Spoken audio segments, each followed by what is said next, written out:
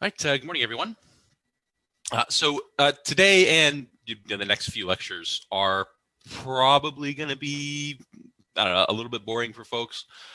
It is a review of most of the sort of main topics of CS1, and the main reason we do this is because you may have had different professors that maybe emphasized potentially different things.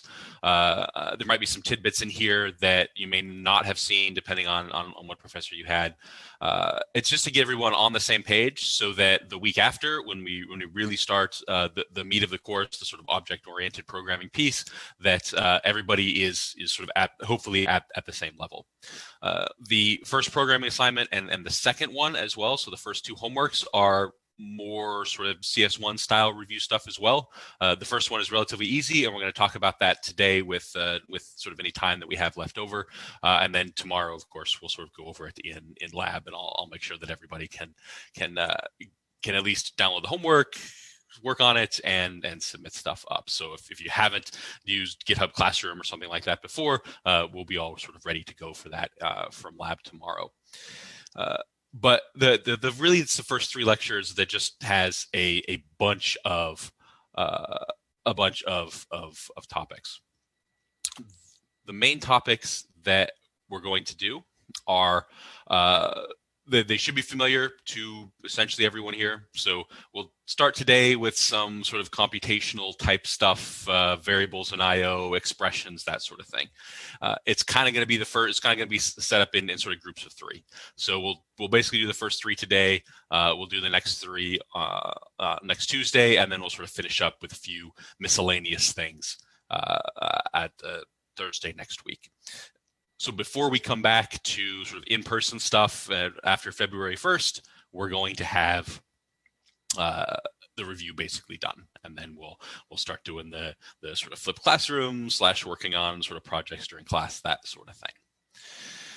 All right, so we'll start with the sort of computation / programming stuff. The beginning piece of this is sort of a high-level overview of some of this. It's usually stuff that I talk about in the first sort of week or two of CS1. So there's not really a lot of programming stuff here. It's just something that is useful to know because we will be thinking about some of this in the future of the semester. And if you're a computer science major, this information, you will be expanding on this in a bunch of your classes in the future. So when we think of a computer, we usually think of it in sort of two sort of broad pieces: hardware and software. So the hardware, of course, is the physical components. It's made by a variety of manufacturers, and typically us as computer scientists who focus more on the software side kind of abstract it into a simple set of ideas. So physical components, that would be, of course, your CPU, your RAM, your hard drive, all of the physical things that you can imagine inside of your computer. Lots of manufacturers for this. Of course, Dell is not necessarily a manufacturer. They buy components from elsewhere and then essentially put them together. But places like Seagate will make you hard drives and things like that. And the sort of abstracted ideas for what makes a hardware of a computer is simply memory, processor, maybe a screen, some sort of output device, input device, a way to read and write, whether that's to a hard drive or to some sort of other disk like an SD card, or whether that's writing to the monitor or something, the screen, to be able to view something. That's sort of the abstracted ideas. So when we talk about where the variables in your computer or in your program exist, so when you run a program, you have some variables. They exist in memory. It doesn't matter which RAM stick they actually reside on, that's at the hardware component of your computer. They're just in memory. So we sort of think of it that way. So we do abstract this stuff out, but later on, you will learn more about sort of a specific management of memory and stuff like that with other languages and in other classes. But for now, we have memory, you got your processor that runs the instructions, you got the screen that you read from or you write to. Our main focus, of course, is the software. So that's the program. That's the instructions that you want the processor to run. So this is everything from operating systems to something like Keynote, where I wrote the presentation, to World of Warcraft, whatever it might be. These are the instructions. So that's the focus of this course and most of the computer science courses you're going to take. There are classes in the program that do deal a little bit more with hardware.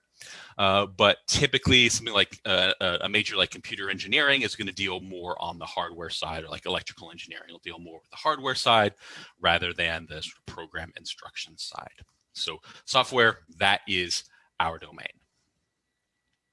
So from a high level overview, sort of how you think about how these components go together, you of course have the processor and memory. We normally think of those as sort of together. So the processor is going to take instructions that are stored in memory and then essentially run them. With that, you got your input devices, you got your mice and your microphones and whatever input devices your program might need. You're going to have some storage devices. You're going to have a hard drive or an SD card or whatever it might be, some sort of old floppies and stuff that you might be able to read from. And then in the end, you have your output. So this is the way that we think about a computer at this level, at this sort of high level, and where you don't have to worry about hardware that much. The big thing is the processor and memory. How much memory do you have? Is it going to be enough to run your program? And usually, how fast is your processor? How fast are those instructions actually going to be run? When it comes to main memory, this isn't necessarily something you have to remember now. But as an example, in a parallel computing class, we have to think about memory a lot. So I just wanted to give you a quick look at what it sort of looks like deeper in memory. So in your RAM, every single location has an address.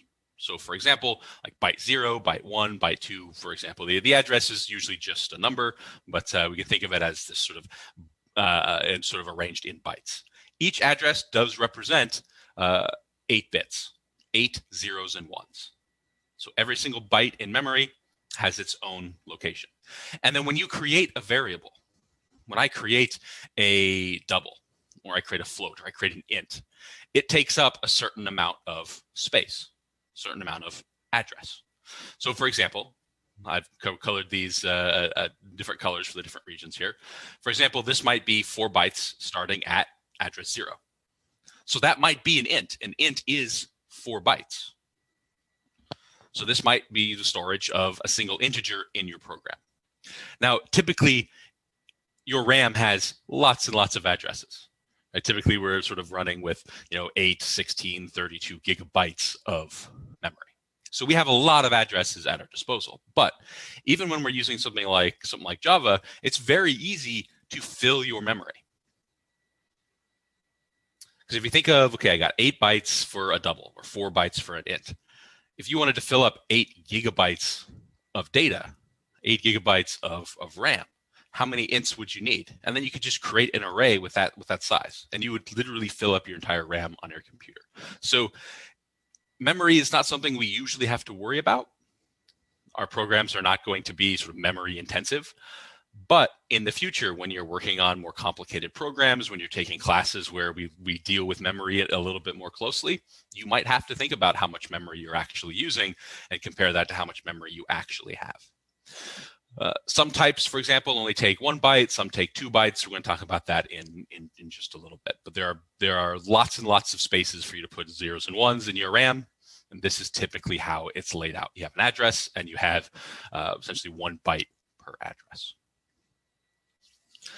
So when it comes to actually running the program that you write, the CPU does not know how to run the Java code that you write down. The Java code that you write is human readable, or at least for the most part, human readable. So those instructions, when you say b equals a plus 2 or something, when you write that in your code, the CPU doesn't know what to do with that. The CPU doesn't do any sort of human readable type stuff. So typically what happens is this. The processor doesn't directly understand Java, so you have to use what's called a compiler. And pretty much all languages use a compiler sort of in some way. Some use compilers a little bit differently than others. Java is a compiled language for the most part. There's some asterisks there that we'll talk about in a second. But a compiler is what takes that code that you write, that you can human read, and it turns it into something that the CPU can read, instructions that the CPU can actually run. So that's something that you typically have to do with what you code. You use a compiler. Your compiled program gets put into main memory. So your whole program is also in the RAM. And then when you run your program, it runs through on the processor, and that's it. It runs your program. It creates variables and does whatever your program actually needs to do. So along with any data, input, whatever, your compiled program produces whatever output it's supposed to produce. So the compiler here is one of those sort of key pieces. That's how you go from what you can read to what you can read to what the CPU can actually read. So the CPU reads, typically you refer to it as machine code. So it has some sort of machine code that it does its conversion. Any program does need to be compiled before it is run. Some languages use what's known as just-in-time compilation. There's also interpreted languages that sort of compile stuff sort of line by line and sort of run each one. So there's some variation in this, but in some way you have to turn what you write into something that the CPU can read. And compilers are just programs too. Sometimes they seem like magic. They certainly do some amazing things, but they actually can have bugs and issues. When I was a postdoc at Oak Ridge National Lab, we were using, myself and a few other folks were using some of the brand new features of some languages, and sometimes those features just didn't work at like they were supposed to. And so you would literally contact the compiler, the compiler like team, the actual people creating the compilers we were using, and you would give them examples of this bug and try to give them a sort of minimal case, a minimal program that caused the bug, and then they would literally come out with a new version or give you a custom version of the compiler to see if it fixed the issue. So compilers are just programs too. They are very sophisticated, and they do seem like magic. I don't know a whole lot about exactly how compilers work, so they oftentimes seem like magic to me, but they are just regular programs that folks who were taking CS1 20 years ago are working on right now. All right, so as an example of this process, you would start with some Java source code. It doesn't really matter what this code is. Just know that it's readable. If you read through it, you'd probably be able to understand what it does. You send it through the Java compiler, and you get what's called Java bytecode. This is where some of those asterisks come in. That some computers do, some languages do a little bit different things with compilers, or they do stuff a little bit differently. Java bytecode is not actually CPU code, so that's something we'll talk about on the next slide. But the compiler itself is included with the JDK on your computer. So when you download the Java Development Kit, it includes a program that's called javac. And you can go find this. There's javac.exe if you're on Windows, or just javac on Mac and Linux. This program exists on your computer, and it is what takes the code you write and turns it into this Java bytecode. So if you are using another language like C++ or something, there is a compiler. Typically, it's going to be like GCC or G++. It'll be something like that to compile your code into an executable that you can actually run. So for pretty much all languages, you're going to find something like this that is doing that process. So when it comes to Java, the bytecode is a little bit different than machine code compiled by other languages. So that's that Java bytecode stuff. So for many compiled languages, so languages like C, which you'll probably use in the future, Fortran, which is very common in the nuclear physics stuff that I was doing, Haskell, which is a bit of an older language, the source is translated directly to what the CPU can understand. So you literally get like myprogram.exe, and you can double click on it and it runs. With Java, you don't get that. The Java bytecode runs on the Java virtual machine, the JVM. The JVM is just another program. It interprets your bytecode and then does a translation to the CPU language. So it's essentially a middleman. It's a program that sits in the middle of sort of basically compiled code, but not something the CPU can read, and does that translation to the CPU. So it's sort of an extra step, and that might seem kind of weird. Like if other languages just go directly from code to executable, why does Java have this middleman, this actual step in between? The benefit to this is that if you have a computer, whatever computer it is, whatever operating system, whatever hardware it has on it. So rather than like an Intel CPU, an x86 CPU, it might have an ARM CPU. So you might be running on, say, a Raspberry Pi, or you might be running on a Mac that has an Intel CPU, and you just have a different OS basically at that point. You have Mac OS instead of Windows. As long as you have a JVM that works on that computer with whatever hardware you're using, you can take any code, any Java code, and you can run it. With other languages, other compiled languages like C, you wouldn't be able to do that.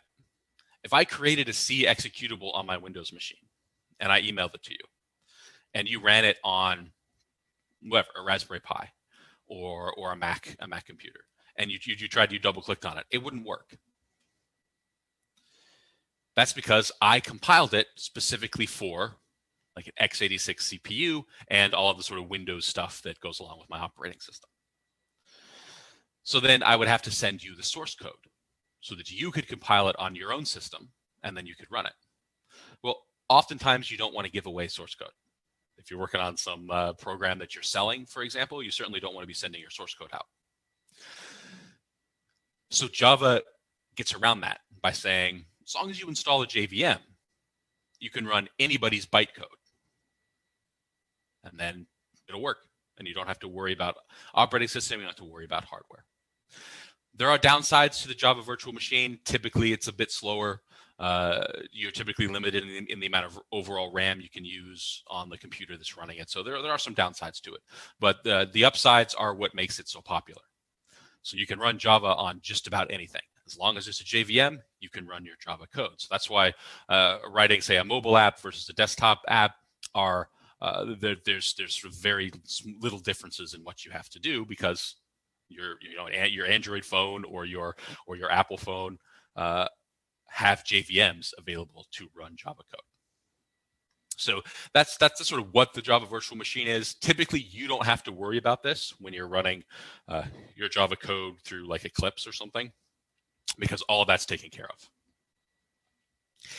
If you had a situation where you had some Java code, but you didn't have an easy way to run it, you didn't have Eclipse, or you didn't have some of the JetBrains products, or you didn't have some way to easily run Java code, you can actually just do it through command line. So if I had a quick little hello world program here, remember that the file name goes along with the class name. So this is firstcode.java because the class is called firstcode. If I wanted to do this on the console, if I wanted to not worry about an IDE, I use the compiler first, javac, and then the name of the file. And then I say Java and essentially the name of the class. And that's it. And this is what Eclipse does in the background. When you press play in Eclipse, this is what Eclipse is doing. So Eclipse isn't doing anything magic. Sometimes you have to do some extra stuff depending on where your files are located and things. So there might be sort of an or along with this. But this is something that you can do without using an IDE. And basically all languages, you can do this sort of thing. You don't need an IDE. You don't need something like Eclipse to run your code, to compile and then run your code. So the javac, that was the compiler. The Java that's here, when you just say Java, that runs the virtual machine. So we use the Java compiler, and then we run our code, our byte code, in the virtual machine. So that's what those sort of two pieces are doing there. In order for this to work, you have to have that JDK installed, because you have to have javac. The regular sort of Java runtime environment, the Java RE or the JRE, it does not include javac. It just has Java. So essentially, you can think of it as just including the virtual machine, not the actual compiler. So that's why we have to download the JDK. And I did put a couple links. I'll show you this at the end of class. I did put a couple links up on Blackboard in case you want to, in case you're on a different computer or something, or you want to download a different version of the JDK. I did put a couple links for Java 8 and Java 11 up so you guys can download it if you need it for whatever reason. All right, so that is essentially the sort of beginning sort of computation, sort of programming, sort of intro. So we're going to go on to variables and I/O. I'm going to go sort of relatively quickly through this. This stuff is things that you should, of course, all be used to. All right, so when it comes to variables, they are the fundamental concept in programming. They're where you're going to store information, where you're going to store data. There are complex variables. When we get to classes, they're essentially variables that are more complex than just something like an int or a float or something. But the variables are ubiquitous. Any programming language you ever use, there'll be some way to store data and be able to reference it later. So every variable essentially can hold sort of one value. We do have arrays, we do have objects later, more complicated types, but we'll talk about those next time and in the upcoming lectures. So over time, as your program executes, the value of that variable can change. You might have a variable that sort of counts up by 1, depending on certain situations that happen. So the value of the variable will change over time. In your math classes, you probably heard the term variable before. You might be solving for x or something. You might have x and y as variables or something. Programming variables are similar, but in sort of algebra or calculus or something, typically when you talk about a variable, it sort of represents an unknown value. And that's not really the case in programming. In programming, you know what the value is. And then you go and you manipulate it and you sort of get it to change its value to whatever you need it to be. Essentially, you're going to use variables to store value that you can use at any time throughout the program. That's the point. In principle, you can use the same variable to represent different things at different points in your program, but we have enough memory nowadays to where if you need a variable that represents something different later in your program, you can just create a new one. If you were in a memory limited space, so for example, if you were doing some hardware thing and you had like an Arduino, you might only have a few kilobytes of memory available to you. In that case, you may have to reuse sort of variables for different things later on, so you're not taking up too much memory and all of that. But when we're on our laptop, when we're on our desktop, we've got space for billions of variables. So it's not going to be a problem. If you need a new variable to represent something different, just create a new one. As far as naming goes, there are naming conventions, and these are fairly ubiquitous throughout any language. So there's usually style guides to how you should name things. Sometimes you use various sort of capitalization in different ways to represent certain types of variables. We're not going to go too deep into that. I'll give you the sort of Java suggestions or the way that I typically do stuff. But as you learn new languages, as you use different languages, and you can go on co-op and they tell you do this in this particular way, then that's the way that you're going to want to do it. As far as the actual naming conventions go, you have to start with a letter. It can be uppercase or lowercase, either one, or you can start with an underscore. That's it. So you can't start with numbers. You can't start with special characters, anything like that. You can only have letters, numbers, and underscores. So that is that's the only possibility. So you're not going to have a dollar symbol or something as part of a variable name. In Java, names are case sensitive. That's not the case for every language. The sort of nuclear physics stuff that I did, we use Fortran. Fortran is not case sensitive, so it's worth looking into to see whether your variables are case sensitive for whatever language you're using. So a few good examples here: count, x, user underscore input. These are all valid examples. Invalid examples: a number is just a number, so that is can't be a variable name. Something with special character like this, the pound symbol, the hash symbol, that's not going to work. And like the minus sign is literally for doing subtraction, not for naming a variable. So those would be invalid examples there. And Eclipse would tell you about this. Eclipse would give you, it would underline your code, some of your code in red, and tell you that you can't do that. When you create a variable, you have to declare it before you use it. So to do this, you have to give the variable a specific type. You have to tell Java, or I want to create a double. You have to give it a type. So an int or an integer is a whole number. It can be positive or negative, and that's just int, just int. A double is a number with a fractional component. Just think of you have a decimal point and some numbers after it. So that's a double. That's the type. A Boolean is a value that's just true or false. A char is just a single character, so like just an A, or a character representing, the plus sign, or a character that is like a number, like a 9 or something.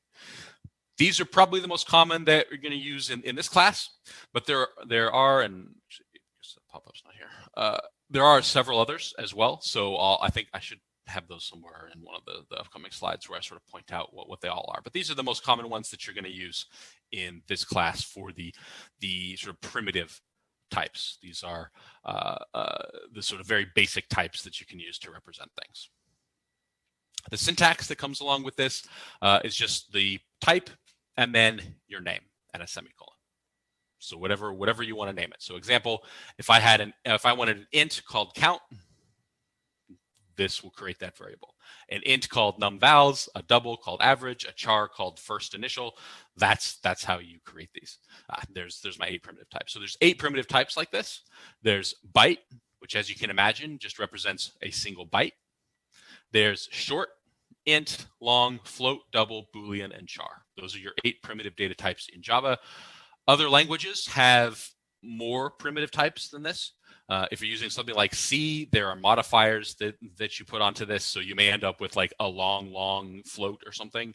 So there's modifiers that you put to this to change the amount of memory that they take. That's one of the differences here between these. A byte is going to take 1 byte. A short is 2 bytes. An int is 4 bytes. A long is 8 bytes. And those are all integer values, no decimal places. A float is 4 bytes, a double is 8 bytes, and those all have decimal places. A Boolean is 1 byte, and it's always treated as either true or false. So each one of these has a different amount of memory that it uses and a different way that it's interpreted by Java. So typically, you're probably not going to use, at least in this class, you're not going to use byte or short or long or float. You'll typically use those 4 that we talked about earlier. All right, so as far as some of these, some more specifics of these types, an int is just a whole number. So there's a few examples here. They can be positive or negative, but it does have a specific range. So it goes from negative 2 to the 31, which is the negative 2.1 billion and change, to 2 to the 31 minus 1. And it takes up 4 bytes of memories. That's where this 4 bytes, remember that each byte is 8 bits. So 4 bytes is 32 bits. So let me pull out the pencil here. 32 bits. Now we sort of lost a bit here. This is 32. We have 2 to the 31. The 2 comes from the fact that each bit can be 0 or 1. But we lost a bit in our sort of exponent here. And that's because we reserve 1 bit for the sign. Is it positive or negative? So 32 bits, only 31 of them are used to store the actual number itself. The minus 1 here is the fact that we have to put 0 somewhere. And so 0 essentially takes away from the top end. So that's why we get this particular range. And it's just all based on those 0s and 1s that you can store in memory. So it uses up 4 bytes. That's our maximum range. And you may have seen this number before. If you played games with like a high score system or something, and you look at the leaderboard and you see some gigantic value, usually that's somebody who's manipulated the memory and found the particular memory location where the high score is held, and they just change it all to 1s. And so that would give the max possible value for the integer. And so then they would have that score because they've modified the memory. So so this number is sort of common in people that try to hack like leaderboards. There's also a few other values. If they're not using an int, if they're using like a short or something, then potentially it'll be a different value, but it'll still represent the same thing, where you've sort of used all the bits to store the number. Change them all to 1. A double is a number with a fractional component. Typically, doubles have around 16 digits of precision. So you'll have your decimal point, and then you'll have 16 digits after it. So there's a few examples here. The range is 10 to the negative 308 to 10 to the 308, but that doesn't mean you get 308 numbers after the decimal point. That just means you can use scientific notation to represent the value. So you might say something like 1 point and then 16 digits times 10 to the 308. So you still only get 16 digits of precision, and this takes up 8 bytes. So it's double the amount of memory as an int. So that's something to consider when you're potentially generating giant arrays. Do you need doubles? Could you get away with ints? Could you get away with floats? Could you get away with some other type? Chars are a single character. You always put them in single quotes. The memory for these typically is 2 bytes.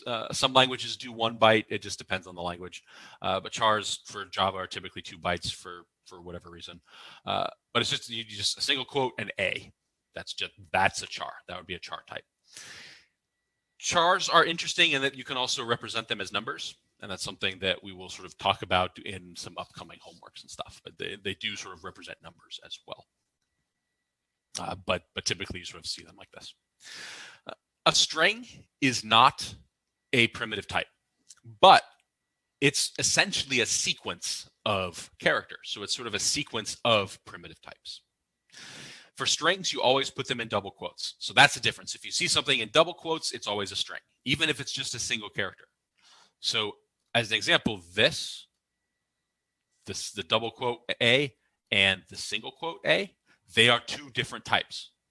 You cannot use them interchangeably. One of them is a char, one of them is a string. Otherwise, just sort of use them as you would sort of normally use a sort of a phrase or something. So printing out a string, it's already fully set up for you in Java. You don't have to do anything special. Printing out a char, sort of same sort of idea. All right, the last sort of primitive type that you're going to see sort of often in our class is a Boolean. So there's just 2 possible values, true or false. It does use at least 1 byte of memory. In principle, you could represent a Boolean with a single bit. Right? A bit is just a 0 or a 1. That can represent true or false. But in our memory, that's not how the RAM is laid out. The RAM only has addresses per byte, per sort of collection of 8 bits.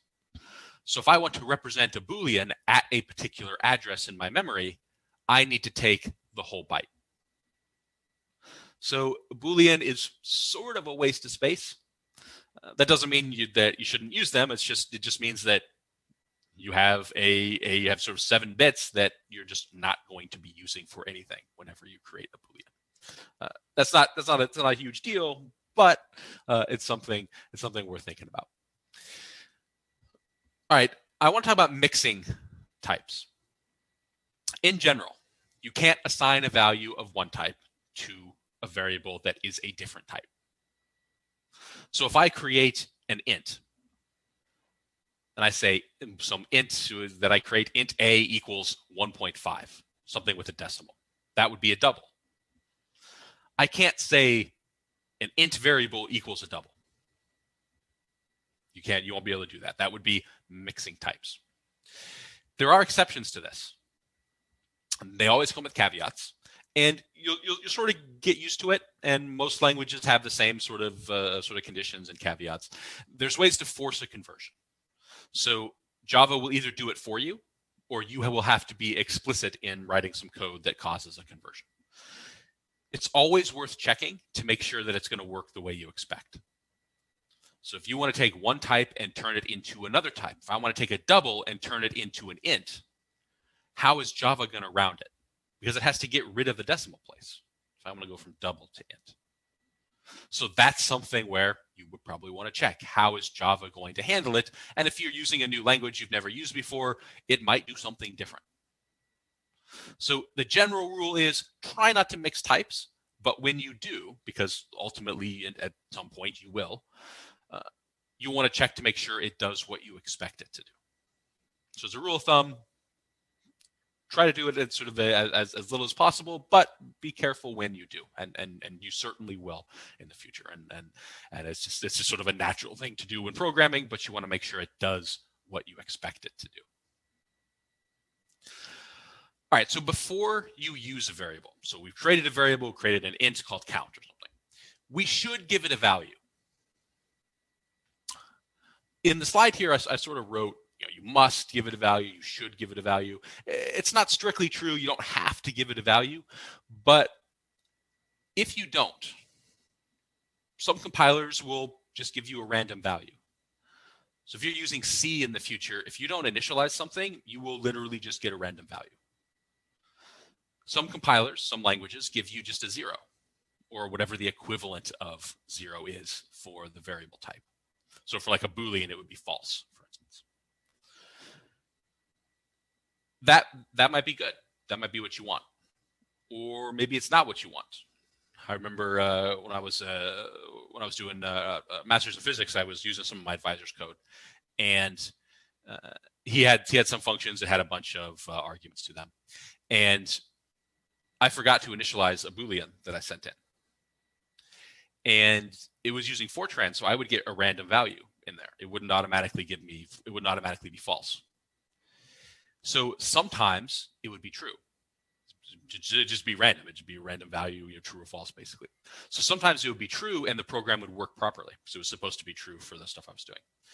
But sometimes it would be false. So every time I ran the program, I would potentially get a different result, which as a programmer, that's not something you want to see. You don't want to see run the program and gets a different result every time you run it.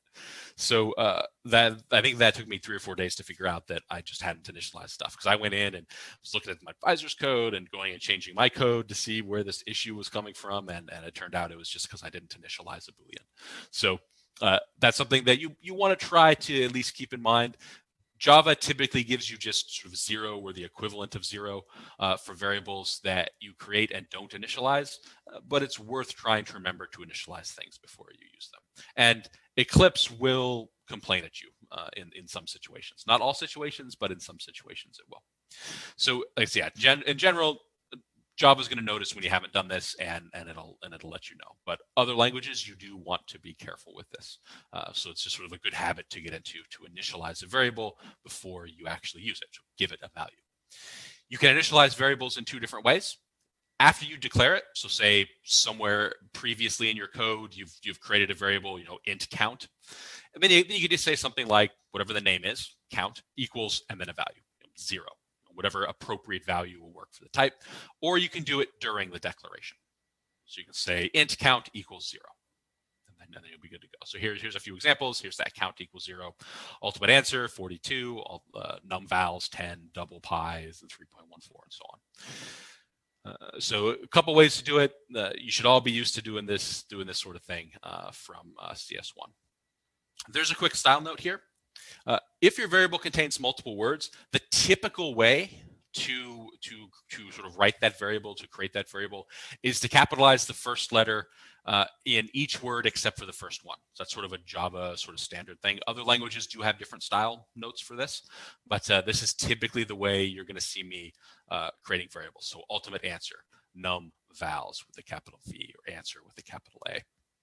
It makes it a bit easier to read. It's typically this one is camel case. There's also Pascal case as well, which is standard for some other languages where you capitalize all the letters or all the first letters of the words. So whatever style you want to use, as long as it's relatively easy to read, is fine with me. This is typically what you're going to see me doing. Although you're switching from Java to C#, they have different conventions, so you might see some C# conventions depending on sort of what I forget and what I remember for particular languages. So it's just a quick style note. It's not super important, but try to follow some of these style things, because wherever you go for a co-op or for a job, eventually they are going to have very specific things that they want you to do, because they want their code to be all uniform and readable and all that kind of stuff. A quick note on a concept called mutability. A variable that can change its value is mutable. So most variables are mutable. You can change their value throughout the code. A variable that can't change its name or can't change its value is immutable or constant. So Java allows you to create immutable variables. They allow you to create constants with the final keyword. Java will then ensure later on in your program that you don't change its value. Now, that might seem kind of weird, create a variable and you can't change its value, but it makes sense for things that are meant to be constants. So something like pi, for instance. So math.pi in Java, that's a constant. So you shouldn't be able to change its value ever in any situation. Typically, by sort of Java convention, if you make a final variable, something that cannot change, typically you have it as all caps. So pi is capital P, capital I. Those are the standard conventions. It doesn't have to be that way, but that's sort of the typical thing that you'll see. So if you see the final keyword in front of a variable in either code that you're looking at online, or code that you see in a slide, or code that you might see as part of an assignment, and it's all caps, that means it is a constant. And so you won't be able to change it, but you can still use it. So if you see these words somewhere, mutable or immutable or constant, they're just related to whether the variable can change its value or not. There's also another value called null. It's kind of equivalent to 0, but for non-primitives. So remember, our primitives are true or false, or a character, or an int, or a double, something like that. Null is for non-primitives. So a string, for example, it can have a value of null. Again, it's kind of like 0, except it references sort of memory location. It says that this non-primitive, this string, or this object, just points to an invalid memory address, something that doesn't exist in memory yet. It is the default in certain circumstances in Java. If I create a string and I just say string name and I don't initialize it, then technically that string is null. That's the way that Java treats it. You can do it explicitly as well. So in this little snippet down here, scanner input equals null. So I've created a scanner, but not really. It doesn't exist yet. I haven't done the initialization yet. So it's just null. And you can check for null just like you would check for any other type of value. So I could say if input is equal to null, so my two equals for checking for equality, if it's equal to null, then I can do something. So null is just one of those extra variables or those extra values that you can use for non-primitives to mean that it doesn't exist yet. So essentially here, input is just a reference to a scanner that doesn't exist in memory yet. So that's what the null is doing. Some languages use all caps for null. Java is all lowercase.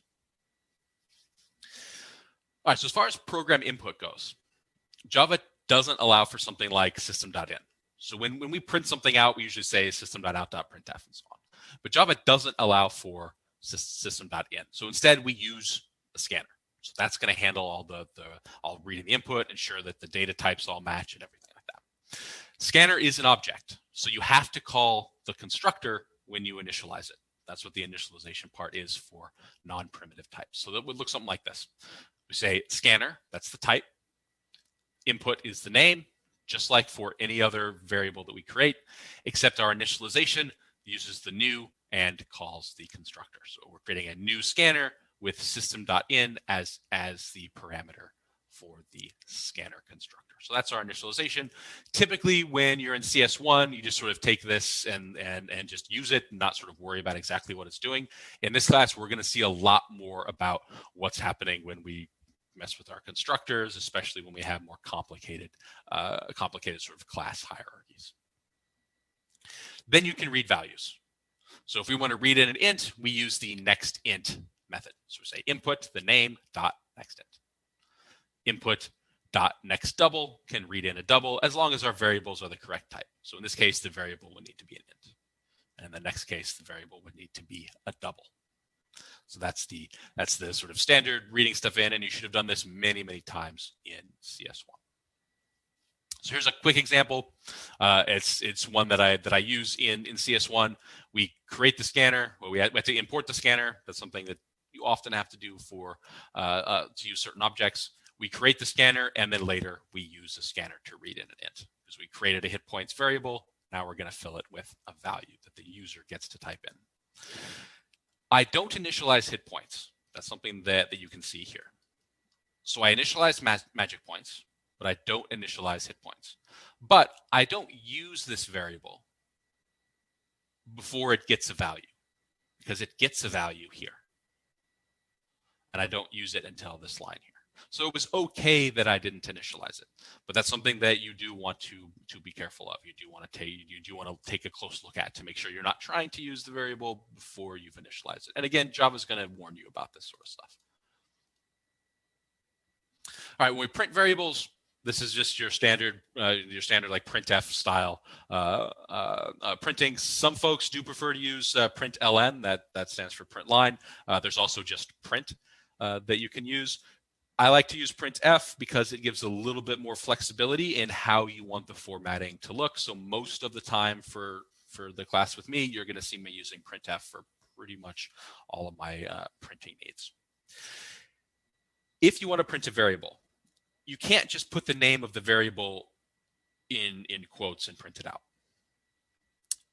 If you want to print some variable plus text, you do want to use the conversion characters, particularly with printf. With print and print line, you can sort of get away with some different stuff.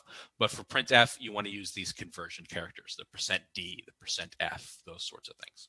So let me show you what that would look like here. So if I print out number of magic points, my variable is here. The %d is here. So I already have the arrows put up there. But the magic points will fill in the %d. %d is for integers. So magic point fills that in. If I had more %ds I wanted to print out, then I would just have a longer list after the actual quotes that I wanted to print. So again, you guys have probably been sort of relatively used to this for CS1, so I don't expect any sort of major issues here. There is a sort of a comma separated list after this, so you got to make sure that you do have the commas here. So comma after the string, and then additional commas and variables after for any more %ds or %fs or so on. The %n here is a new line. So anytime you want a new line, throw in a %n, and that will do it. You can use the /n as well for a new line, but for the unit tests that we're going to have for the assignments, /n doesn't tend to work. Doesn't tend to play nice with those. It'll still sort of show you that there's an error even though the new line is there. So typically you're going to want to use %n so the unit tests don't have a problem. But of course later on, or for your own stuff, if you're used to /n from another language or something, then you can use that. But I do recommend %n for the assignments that we do for the class. So there's a bunch of different conversion characters here. For integer, it's %d. For doubles, it's %f. It's very common to forget this and try to use %d for double. In that case, your program will crash and Java will give you an error message, which we'll potentially look at maybe tomorrow during lab, just to sort of show you what that looks like. But %d is integer, %f is double, %c is character, b is Boolean, S is string, N is new line. There's also flags you can throw in as well. So if you want to make sure that you have a certain number of decimal places for your %f, you can do something like you could say % and then put 0.3f, for instance. So that will give you 3 decimal places in your double that you're actually using. So that's where the flags go. They go between the % and the actual character that you're using. So if you want to include the plus sign on whatever your calculation is, you put the plus in there. If you want to have grouping, so grouping is your 1s, 10, 100, comma, And then you have your next year 1,000, 10,000, 100,000, comma, and so on. That's what these do. So there's a bunch of flags. The most common one that you're going to use in this class is the decimal format here. So you choose the certain number of decimals that you want to print out, and that's the value that you're going to put here. So these things you just sort of get used to using. You may have to go look them up or sort of remember how they are. They're probably not going to be supernatural at this point, but after you use them for a while, it'll just become second nature of sort of how you want to format stuff. I have a quick couple lines here that are going to print some stuff out. So I'll create a couple of strings, and then we do some printing. So this string.format, if you haven't seen this before, it creates a string in the same way that you would print something out using a printf. So the string.format I find super useful, and we're going to be using that a lot in our toString methods when we start writing classes. So what's happening here is we create the string w and then a conversion character for another string and then a t. So this I is going to go right into that place for the string. For the second string we create, we have two %ds. So the first %d is going to be this string dot length. That's going to be a 1. So a 1, because that string is only 1 in length, is going to go right here. This string, this exclamation point as a string is just of length 1. A dot length is the length of this first string, which is 3. It has 3 characters. So this is 3. So that's going to go right here. So this is going to be 1, 2, 3 as a string. And then finally, down here, we're going to have a string, a new line. We have that space in there as well. And then printing out 2 decimal places of a double, and then another new line. So A goes first. That's going to be the WIT. Then we're going to have a space, and we're going to put in B. B was 1, 2, 3. So we'll have a space, and then 1, 2, 3. And then a new line. So we go to the next line, and then we'll print out a double with 2 decimal places, 3.14, and then another new line. So interpreting something like this, it's just a matter of going through sort of slowly exactly what I did here. Look at the individual conversion characters, see what value gets put in those places, and then again paying attention to things like new lines and stuff like that. So it'll end up looking like this. I forgot the exclamation point there. So it looks something like this. So make sure that you can sort of understand how you get to that point, because we will be doing more complicated formatting stuff in future assignments. All right, so the last sort of main thing for today is some stuff on expressions. Typically, when you talk about expressions in programming, you're talking about mathematical operations. And so we have a bunch of operators that we use to do our calculations, right? So we have addition, subtraction, multiplication, division. For sort of 2 variables, you typically use it like this. So part 1 was part 2, total minus used, forces, mass times acceleration, that sort of thing. One of the key things to remember here is what happens when you have different types. What happens if part 1 is an int and part 2 is a double? So when both of the operands, so both the left and the right side of whatever your operator is, when both of those are of type int, then the result is an int. So if I have 5 divided by 3, both of them being ints, then the result will be an int. When one or both is a double, then the result is a double. So if I have 5.0, which is a double, divided by 3, the whole result there is a double. So that's the way that you have to interpret the types when you look at these sorts of calculations. If both are ints, the result is an int. If one or both is a double, the result is a double. So that's something that you want to keep in mind. If you use some operators with a string, particularly the plus sign, it's not an addition. It's technically called a concatenation. So if I had a F for the first name and L for the last name as a string, I can concatenate these together using the plus sign. And then I get one string with the full combination of those strings. The first name as a string, a space, and the last name. So I get it all together. So a plus sign with strings is called concatenation. It can also be used to actually combine other types. There's some special stuff that the plus sign does if the types are different. So as an example, if I have a string and I add a 2 to that string, it's technically doing a concatenation. And then maybe I add a char to that string. The result of this would be B2B, all as a string. So a concatenation can do some of the work for you, so you don't have to convert a 2 into a string and then a character B into a string and then add them together. You don't have to do that conversion. It'll sort of automatically happen with the concatenation operator. So if you see code sort of elsewhere or potentially in the class where I'm sort of adding stuff to a string, that is simply sort of slamming it all together, even if they're different types. All right, I have a few examples here. These are sort of relatively straightforward. I typically go through these in CS1 as well. They deal with division, particularly integer division. This is probably a place where you'll make sort of the most mistakes when it comes to sort of doing math operation stuff. I know that I still do. I'll still do inadvertent integer division. I just won't be. I'll be coding something up, and I'll completely miss that I'm doing integer division when I should not be.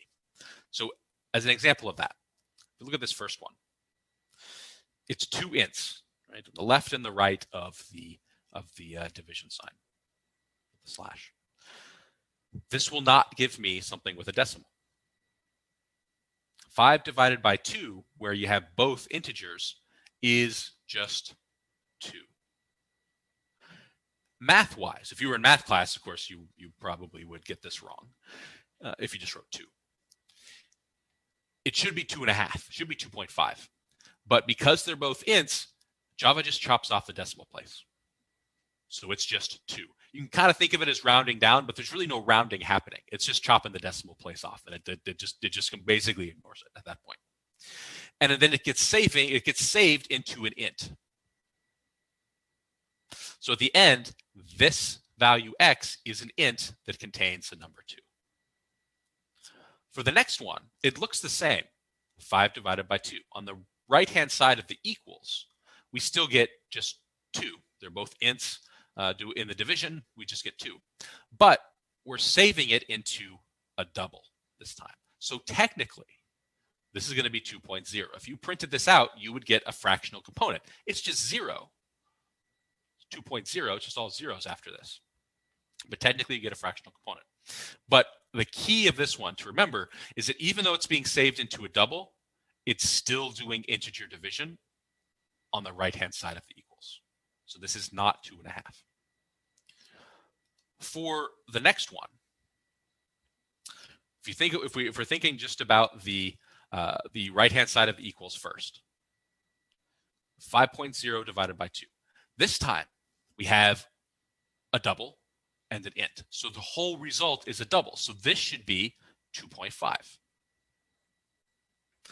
But then we're trying to save that into an int. Now, an int shouldn't contain a decimal place. So what you're going to get here, click this there. So what you're going to get here is an error. X is 2.5, but X is an int. It can't store something with a decimal place. So Java will not automatically cut the decimal place off. It'll just give you an error and tell you that you can't do that. There's various reasons for this. We're going to get more into detail about why you can do why you can do this one here, changing an int to a double, but you can't do this one here, changing a double into an int.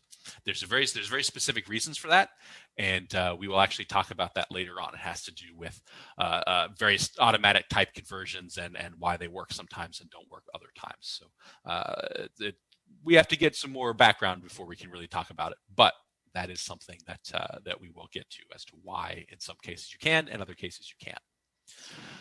The next one, it's the same thing, 2.5, but now we're saving it into a double. So that will work. That will work properly. The next few here are ones where we have to think about order of operations. So we have 5 divided by 4 times 4. We're not going to group this together. we're going to go from left to right. That's always the way that we do this. There are no parentheses like there are on the next one. There are no parentheses here. So we're just going to do 5 divided by 4 first. That's just 1. This is an integer division, so we chop the decimal place off. And then we're going to have 1 times 4. So that gives us a value of 4. The next one is the same, but now we have parentheses here. So we have 4 times 4, which we need to do first. That'll be 16. 5 divided by 16, everything's still an int. That's going to give us 0 because it's just 0 point and then stuff, so we can get rid of the stuff afterwards. So we do have to still follow the sort of standard order of operations that you've seen in math class. The next one here, we're saving into a double, so that's something to consider at the end. We have 5 divided by 4. They're still both ints. So that's going to be 1, just like it was before up here for the one a couple above, times 4.0. Now it's a double. We have 1, an int, times 4.0, so we get 4.0 as the result. The very last one here is a little bit different than these previous ones. 5.0, so we have a double divided by 4. This is going to be a double. This is not an integer division. So this is going to give us a number that has a decimal place. Then we multiply by 8. At the end of this piece of the calculation, this is still going to be a double. So then we have a double times an int, which means we have a double at the end. Now we're trying to save that double into an int. So this is going to give us an error. So we still get an error out of this one. But if you did through the calculation, so the right-hand side of the equals, you're going to get 10.0. So even though we get an error by saving it into an int, the result is still 10.0. So these are the things that you want to think about when you're doing your math calculation. When does it need to be a double? When is it okay to be an integer division? There are certain times where integer divisions are very helpful and very important. But for most sort of math equation type calculations, you don't want to do an integer division. If I was doing something like 4/3 pi r cubed or something, I would want to make sure that 4/3 was not an integer division. So I'm going to get the wrong result. I want 4.0 divided by 3 or 4.0 divided by 3.0, or just write out the decimal place in that case. There are a few more operators. There is the sort of plus equals and minus equals, star equals, divided by equals. They're just shorthand for doing something like this. So x plus equals a is exactly the same. In fact, the Java bytecode turns them into the exact same bytecode. If you do them, it's the same as x equals x plus a. There's the increment and decrement as well. So increment is a plus plus, decrement is a minus minus. So this is exactly the same as writing x equals x plus 1. Again, the Java compiler will do exactly the same thing to both of these bits of code. So writing one over the other isn't necessarily going to be less efficient. The compiler will just turn it into the same thing anyway. And that's the case for a lot of these sort of things where it's like, it looks like you're writing it inefficiently, but the compiler just optimizes it anyway. So they will help you write potentially less code. And oftentimes something like plus plus is easier for a programmer to just easily glance through and understand what's going on. Whereas this might take a little bit more cognitive power to understand, all right, they're just doing an increment rather than just using a plus plus. So you will see plus plus and potentially a minus minus, increment and decrement all the time. I will probably write these a little bit less so that I'm a little bit more explicit with what I'm doing. But if you in your own code, use these as much as you want for the increments and the decrements. The math library will also be very important for this class. You don't want to write your own complex calculations. So you don't want to write your own square root. You don't want to write your own power function. You don't want to write your own trig functions to do actual trig stuff. Absolute value, we can write our own. That one's pretty easy. But the other ones, you don't want to mess around with writing your own versions of these. Typically, math libraries in various languages are super optimized. So they tend to be very, very fast, and they are usually easy to use. So those sort of simple things are there. You can use them at any point. The only time you cannot use them is if I explicitly tell you, like in a homework assignment or something, that I want you to write your own absolute value function. Then points and grade are going to be associated with writing your own version. But I'm never going to have you write your own square root function. You can certainly do it, but I'm not going to have you do that. You're going to just use the math library for that. A couple of functions that, or a couple of ways that this works. It's typically always math and then dot and then a function. So in this case, this is square root. So this would be math.squirt, and then you put in a value. So if I have a double that I'm calling s here, and I say this equals math.squirt 100, it's going to give me 10. It's going to do the square root for me. Some of the functions do have multiple values you put in. So for example, math.pow, that's the power. You put in the value. So in this case, 5, and you put in the power 2, so that'd be 5 squared. That's going to give you 25. Typically, I don't use math.pow that often. Most of the time, we don't have some sort of like complex power. So if I had to do this, if I had to do 5 squared, I'm literally just going to write 5 times 5 in my code that I'm writing. If I had something higher, if I had like 5 to the 4th power or something, then I'm going to start using pow. But for squared and to the 3rd power, I typically just write it out. If you have a fractional power, then you definitely want to use math.pow, and this can handle fractional powers as well. So you could do a square root using the pow function. It would be 5 and then 0.5 for the power. So you can do square roots with either one of them. But typically you're going to see math.squirt for a straight up square root, and you're going to see math.pow for sort of any of those sort of large powers or fractional powers. For small powers, again, I typically just write it out. It's a little bit less writing that you end up having to do by just writing it out as well. Boolean expressions are another type of expression that is definitely different than sort of the math calculations. So it's just an expression, sort of a combination of operators that is either going to give you a true or false. It's essentially going to be a comparison. It's composed of comparisons. So the regular sort of comparison operators are equal to, not equal to, less than or equal to, greater than or greater than or equal to. And then there's a few examples here. The biggest one, the biggest thing to remember, and I still forget this in various languages. Java is going to mostly warn you about this if you do this, but you do need 2 equals here to do a comparison like this. If you have just 1 equals, technically that's an assignment. That's like saying x equals 1 or count equals 0 or something. Java is going to complain at you if you have that in like an if statement. Other languages will not. So I remember being in like a CS1 style class, but for C++, and I did something like that where I just used 1 equals, and it took a few hours to figure out that was the problem. Because in that case, it would always be true, because in C++, an assignment that happens technically returns true, and so I had it in an if statement, it was returning true. So it was like always true, and I couldn't get it ever to be false, and it was a real pain. So try to always remember the double equals.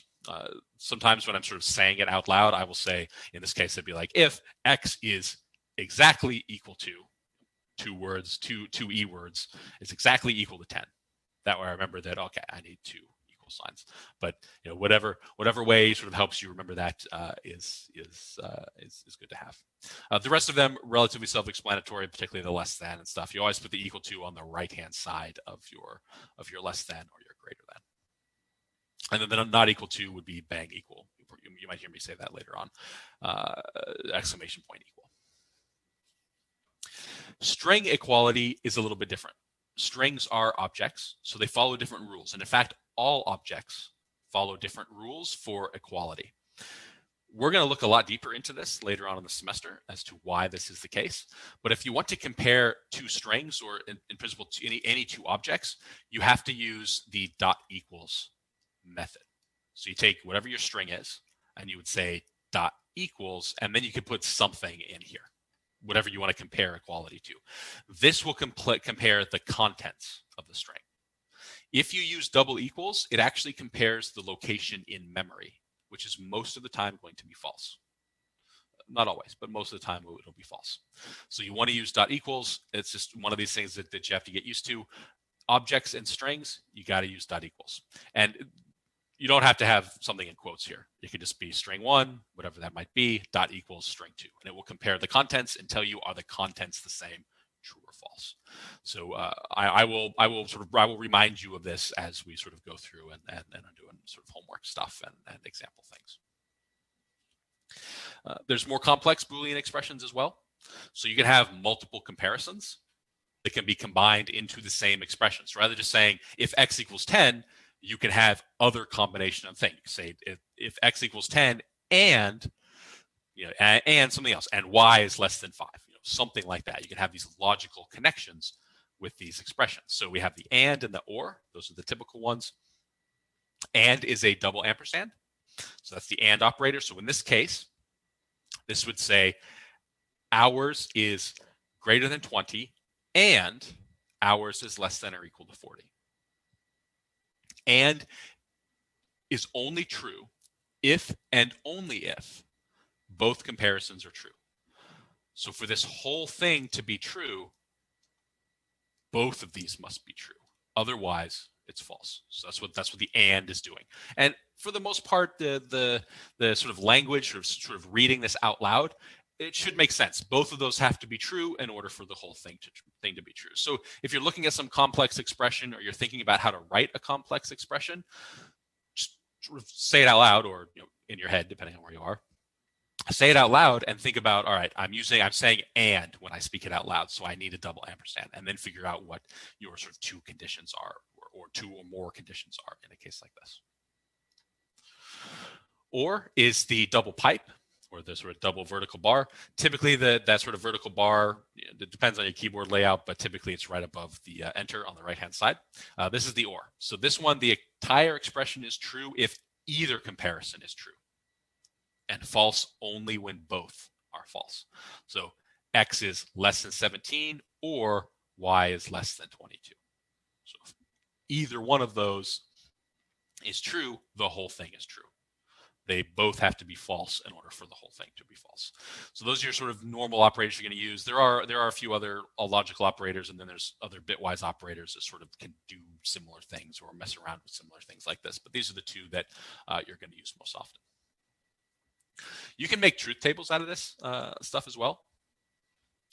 You may have seen these before. I think the first time I ever saw truth tables was actually in I think it was in like a philosophy class or something, where we were just going over logic in general. If we have two values here, A and B, so if A is false, B and B is false, then our A and B is false. You can make truth tables for any sort of logical combination you want to. They can become very large and very tedious to create, but this sort of shows how this sort of works. So if A is false and B is true for the next one here, then the whole thing is still false. So it's only true, the combination here is only true if both are true. So that's sort of what I had as text on the previous slide. And or is only false if A and B are both false. So typically you sort of look at the expression first and be like, all right, it's only true if both are true. This one only false if both are false. So you can make more of these truth tables. I don't really recommend it, but it can be kind of useful to see how these things work in more of a table type form. All right, so I have a couple examples of some of these Boolean expressions. My pen here. All right, so if we assume that x is 5, so maybe somewhere previously in our program, we've done a calculation. We found that, okay, x is 5. First, you want to look at what the actual logical expression here is related to. So this is going to be an and. So one of our operators here is and. So we have x is greater than or equal to 10, and x is not equal to 12. Well, this side is definitely true. X is not equal to 12. But this side here is false. So because we have the and, this is going to be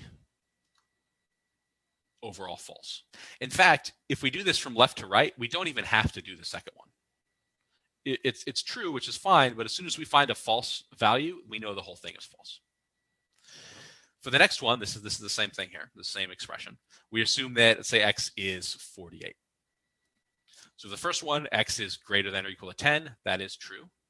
And x is not equal to 12. That is also true. So the whole thing here is true. And we do have to check both in this particular case. The next one down here, it's the same expression again, except we've changed from and to or. So if we assume x is 12, say x is greater than or equal to 10. That's true. X is not equal to 12. That's false. X is equal to 12. But because we have the or, the whole expression is true. We didn't, just like up here for the first and, we didn't even have to check the second one. As soon as one of these is true, then the whole expression is true because we have the or.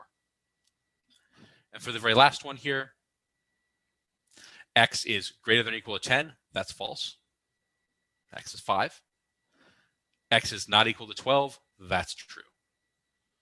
So there we had to check both of them because the first one was false. We had to check if the second one was true or false. So this is overall true because one of them is true. So going through and examining some of these expressions, just remember what the and the or mean, and then go through and evaluate, is something true, is something false, and then you can figure out either based on a truth table or based on what you remember from ands and ors. It's easy to figure out what the following result actually be. So, excuse me, Professor. Yeah. So if, for example, if they're both false, that just is the statement's false, even with the or statement, correct? Yeah. So if they're both false, if they're both false here, if this one's false and this one was false, then yes, the whole statement true. Okay. Yeah, that's the only situation with an or. Yeah. And sort of two expressions like this, that's the only situation with an or where the whole thing will be false. So ors, you can think of ors as being more sort of forgiving for these sort of true false statements. And oftentimes when you just read out what you want, if you say the word or, then that's just usually what you want. And if you say the word and when you read something out for a condition, that's usually what you want to put in. Okay. All right. Thank you. Yep. All right. So I know that was sort of a little bit fast. Again, this should all be review stuff. You should remember a lot of this stuff, or it should at least jog your memory some. The first assignment, PA1, it's available right now, and I'm just going to go through and show you just briefly what that looks like. I know we're just about out of time, so I'm going to show you just briefly what that looks like. You can take a look at it if you already sort of know how to do all the GitHub Classroom stuff with it. That's great, but I'll go over the whole thing tomorrow in lab. We're also oftentimes folks stick around for the sort of the remainder of the lab once I'm finished going over it and just finish the entire assignment because it's relatively easy. But it'll sort of get you all on the same page, and you'll start sort of seeing what some of the assignment stuff is going to look like. So let me go to here. The assignment itself, if you go to Blackboard, so I'm on the main page here. If you go to assignments, it's right here. There'll always be a PDF associated with it. This PDF is quite a long one because it goes over everything. So it talks about make sure you have the Java development kit, make sure you have Eclipse IDE, make sure you have a GitHub account. So again, we'll talk about this all in the near future. You're going to follow the link in Blackboard. That's this link right here. That's the assignment link. And again, if you've done this before, then you'll sort of know how this goes. You'll import into Eclipse and you'll sort of follow directions. I have lots of screenshots and stuff, and I will go over it tomorrow. We will do the first part together. So there are E parts in this. Part A is something we'll do together. It's just a hello world. And then there's B, C, D, and E. And each one of these is just doing some sort of small stuff. So this isn't any new stuff. It's all CS1 type stuff. But I can certainly help you with it on tomorrow. And again, a lot of folks stick around and just do the whole thing because there's not a whole lot of code to any of these. They're just sort of getting you back into the programming mode. The second assignment, PA2, is going to be a bit more complicated, but that's what you can expect tomorrow. So I do expect folks to be there. This will be due on Thursday, end of day. Next Thursday, end of day. So when I say end of day, that usually just means whenever up to midnight. Typically is what I mean with that. And that's basically it. We'll go do arrays, methods, and a few other topics next time as we continue on with the review. So that is all that I have for you today. So I will see you guys tomorrow. Thank you, Professor. Yep. Thank Yeah. you. Thank you, Professor. Thank you, Professor. Thank you. Thank you, Professor. Guys.